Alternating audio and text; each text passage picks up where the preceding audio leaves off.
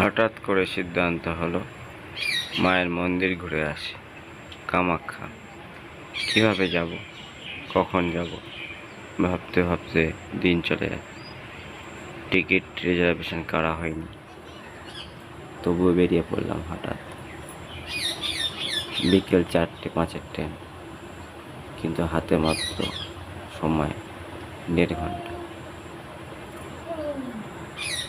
বেরিয়ে পড়লাম মায়ের মন্দিরের উদ্দেশ্যে। চলুন যেতে যেতে বলা যাক। অনেক কষ্টে ট্রেনটা ধরলাম, আর একটু হলেই ট্রেনটা মিস হয়ে যেত। আমার মতে আপনারা যখনই বাইরে যাবেন রিজার্ভেশন ছাড়া আপ ডাউন কখনো করবেন না। কেন, প্ল্যাটফর্ম টিকিট কেটে আপনি দূরপাল্লা জার্নি করার ভরসা একদম কখনো করবেন না। আমার যে অভিজ্ঞতা হয়েছে আমি কখনো ভুলতে পারবো না। পুরো রাতটা ভালো করে না ঘুমাতে পেরেছি, না বসতে পেরেছি, না কেউ কোনো সিট ছাড়ছে, ঠিক আছে। আর রাতের ট্রেন ছিল, যার কারণে কিছু করার নেই আমার। তবুও আমার যেতে হলো, শুধু একটাই কারণ, অম্বুবাচীতে পূজা দেব। কিন্তু আমার দুর্ভাগ্য, অম্বুবাচী থেকে মন্দির বাইরে থেকেই দর্শন করে আসতে হলো। তাই আমার মতে কখনো কেউ অম্বুবাচীতে যাবেন না। যদি আপনার শুধু বাইরে থেকে দর্শন করার হয় তাহলে যেতে পারেন, কিন্তু মাকে পুজো দিতে পারবেন না আপনি মায়ের কাছে। আর রইল বাকি লাল বস্ত্র, লাল কাপড়, এটা ওটা কিছুই পাবেন না। সব ওখানকার মিথ্যে কথা, পূজারীদের ও আর দোকানদারদের। ডালি 500 টাকার নিচে হবে না, পূজা 500 টাকার নিচে হবে না, হোটেল পাওয়া যাচ্ছে না।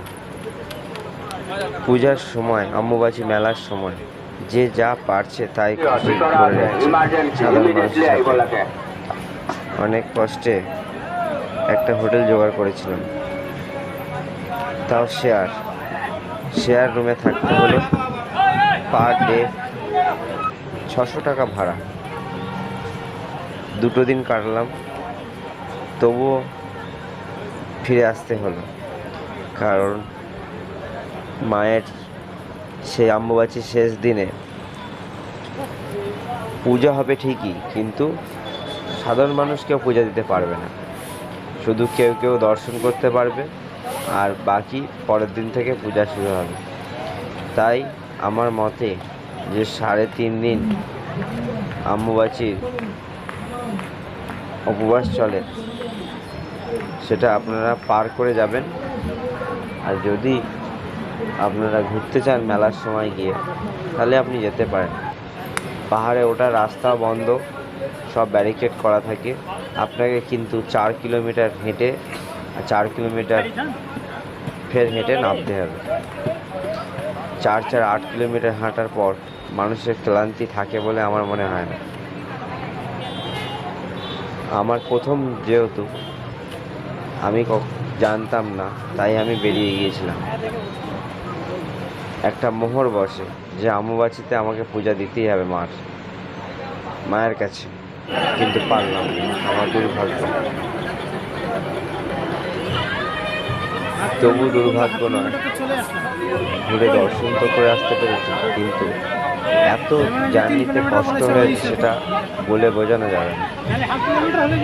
সেই জন্যে আমার মতে আপনারা সাধারণ সময় যাবেন, হোটেল ভালো পাবেন, ভালোভাবে পূজা দিতে পারবেন।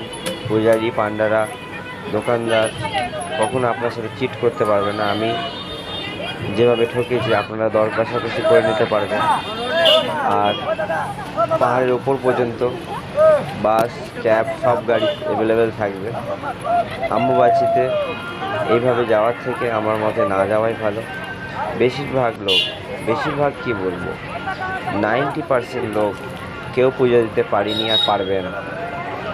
কারণ আমি লাস্ট দিনে ফিরে এসেছি, ধৈর্য আর থাকলো না। কারণ আমার ট্রেন ছিল ফিরে আসার। আমি 2-3 দিন কাটিয়ে দিলাম, তবুও পুজো দিতে পারিনি। মন্দির খুললো না, বাইরে থেকে দর্শন করে আমাকে আসতে হলো। আর মন্দিরের ভেতরে সব সময় 1.5 থেকে 2 লাখ যাত্রী বসে আছে অপেক্ষায়, কখন মায়ের মন্দির খুলবে, আমরা পূজা দেবো, দর্শন করব। দুর্ভাগ্য তাদেরও, মনে হয় না সবাই দর্শন পাবে। সব বাইরে থেকেই দর্শন করে চলে আসবে।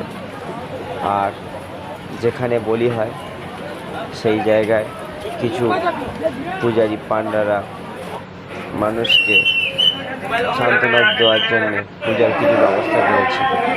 একটু আশীর্বাদ দিচ্ছে, একটু জল দিচ্ছে চন্দ্রমিত্র হিসাবে। আপনি গ্রহণ করুন, ফুল নেন, ওখানে দক্ষিণে দেন, চলে আসুন।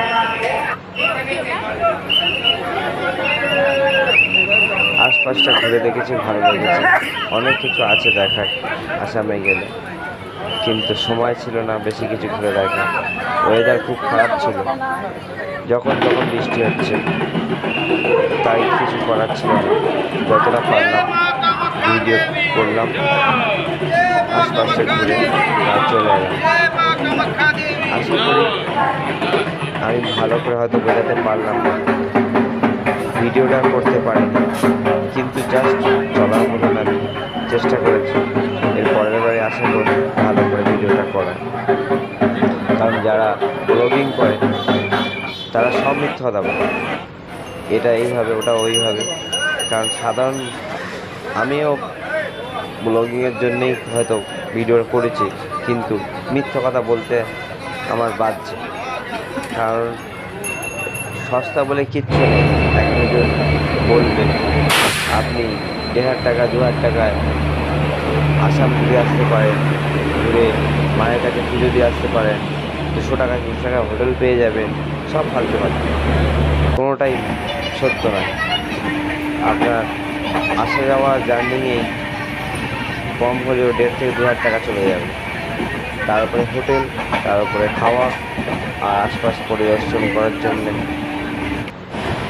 গাড়ি ভাড়া, তারপর আরও অনেক খরচা আছে, সেগুলো নিজেরা না গেলে আপনারা বুঝতে পারবেন। তবে ভালো লেগেছে, যথেষ্ট ভালো। কারণ হচ্ছে পাহাড় আছে, প্রকৃতি সুন্দর,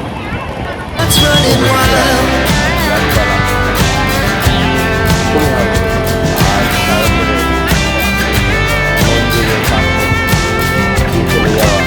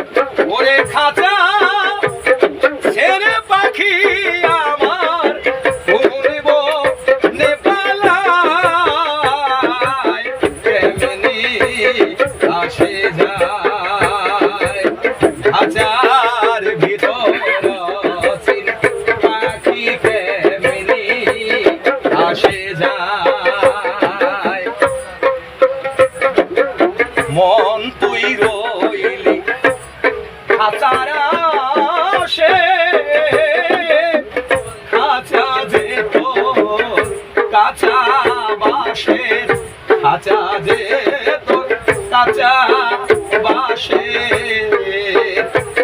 ওরে কোন দিন খাঁচা পড়বে খসে লালন ভেবে কয় এমনি আসে যায় খাঁচার ভিতর চির পাখি কেমনি আসে যায় তারে ধরতে পারলে মনা বেরি দিতাম পাখির পায়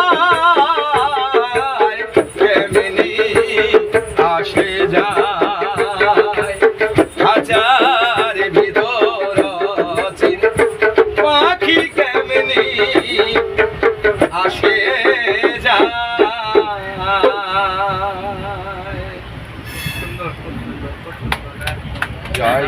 একটা করবো নাকি? একটা করো।